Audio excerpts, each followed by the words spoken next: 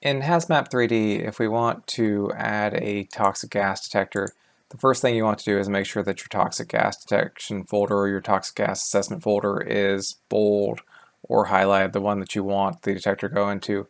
If you have a flammable gas or an F-gas assessment folder marked in bold, then when you click the point gas detector tool and add a detector, what you're actually going to get here is a flammable gas detector. And I'm not sure if you can actually do I'm pretty sure you can't do a copy and paste from a flammable gas to a toxic gas folder.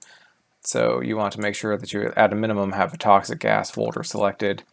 and then you want to click on the Add Point Gas Detector tool,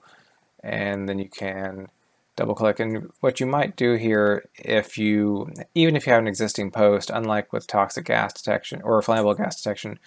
with toxic you might click the ground right in front of where you want your detector mounted to, and then you can open it up, and I would just copy that into the DEXZ, especially if you have a multi-tier structure. You can just copy that DEXZ into the DEXZ elevation box for that detector, and then you can add about 1.5 meters to this and bump that up and hit save, and then you can run an assessment. And something worth remembering here is that we do have the elevation warning for the toxic gas detectors. And that's why I set that, because if you look, I've set this assessment up to cover all three of these levels of this area, so I can assess this entire block or this entire unit in one toxic gas assessment. But if I don't enter in a value for DEXZ, it's going to reference the 100.2 meter elevation or Z value for the assessment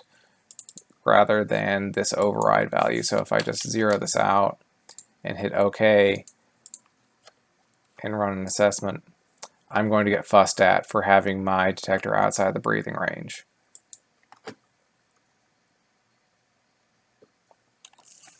So that's just something to keep in mind when you're setting up toxic gas detectors. You want to make sure that either you're assessing one level and your DEXZ is set correctly, or that you are setting the DEXZ individually for each detector, especially if you have multiple levels or platforms that you're trying to monitor, because that way you get the accurate ALD elevation and you don't get fussed at by the elevation warning.